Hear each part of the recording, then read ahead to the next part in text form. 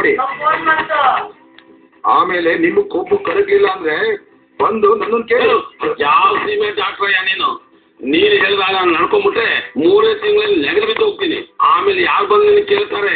ಇಂಥ ಟ್ರೀಟ್ಮೆಂಟ್ ಹೇಳೋ ಬದಲು ಈ ಕಪ್ಪಲ್ಲಿ ವಿಷ ಕೊಟ್ಬಿಡು, ಕುಡಿದು ಸತ್ತೋಗ್ಬಿಡ್ತೀನಿ. ಮರ್ಯಾದೆಯಿಂದ ಮಾತಾಡು. ನಾನೇ ನೀನು ಕರೆದಿದ್ದ.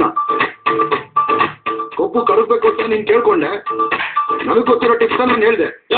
ಯಾವ ಸೀಮೆ ಟಿಪ್ಸ್ ಅಯ್ಯ ನಿಂದು? ಡಾಕ್ಟ್ರೇನೇ ನೀನು? ಡಾಕ್ಟ್ರ್ ಅಂತ ಬೇರೆ ಬೋರ್ಡ್ ಹಾಕೊಂಡ್ಬಿಟ್ಟಿದ್ಯಾ? ಇಷ್ಟೊಂದು ಪುಸ್ತಕ ಇಟ್ಕೊಂಡ್ಬಿಟ್ಟಿದ್ಯಾ?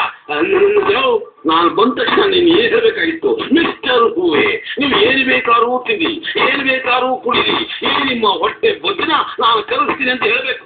ಅದು ಬಿಟ್ಬಿಟ್ಟು ಅದು ತಿನ್ಬೇಡ, ಇದು ತಿನ್ಬೇಡ, ಅದು ಕುಡಿಬೇಡ, ಇದು ಕುಡಿಬೇಡ ಅಂತ ಹೇಳ್ತಾ ಇದೆಯಲ್ಲ. ಅಷ್ಟೇ ಅಲ್ಲ, ಇಲ್ಲಿಂದ ನಡ್ಕೊಂಡು ಹೋಗ್ಬೇಕಂತೆ, ಅಲ್ಲಿಂದ ನಡ್ಕೊಂಡ್ ಬರ್ಬೇಕಂತೆ. ಯಾವ ಡಾಕ್ಟ್ರು ಅಂದನು? ಯಾವ್ದಾದ್ರು ಸ್ಕೂಲ್ ಡ್ರಿಲ್ ಮಾಸ್ಟರ್ ಆಗಿದ್ದ?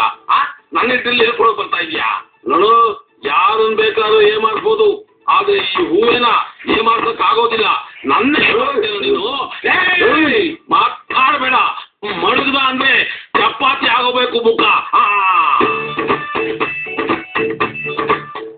ನನ್ನ ಮೇಲೆ ಕೈ ಮಾಡಿದ್ದಕ್ಕೆ ನಾನು ಕಂಪ್ಲೇಂಟ್ ಕೊಟ್ಟು ಈಗಾಗಲೇ ಒಳಗೆ ಹಾಕ್ತಿದ್ದೆ. ವಿಚಾರಿಸಿದ ಮೇಲೆ ಗೊತ್ತಾಯ್ತು ಇವ್ರ ಮಗ ಇದೇ ಹಾಸ್ಪಿಟಲ್ ಅಲ್ಲಿ ಅಡ್ಮಿಟ್ ಆಗಿದ್ದಾನೆ ಅಂತ. ಏನ್ರಿ ಟೈಮ್ ಪಾಸ್ ಮಾಡೋಕ್ಕೆ ನಾನೇ ಬೇಕಾಗಿತ್ತಾ? ದಯವಿಟ್ಟು ಕ್ಷಮಿಸಿ ಸರ್. ಇನ್ನೊಂದ್ಸಲ ಇವರು ಈ ರೀತಿ ಮಾಡದೇ ಇರೋ ಹಾಗೆ ನಾನು ನೋಡ್ಕೋತೀನಿ. ನೋಡಿ, ಇವರು ಇನ್ನೊಂದ್ಸರಿ ಈ ಹಾಸ್ಪಿಟ್ಲಿಗೆ ಕಾಲಿಡಬಾರ್ದು. ಸರಿ ಸರ್, ಬನ್ನಿ ಹೋಗೋಣ.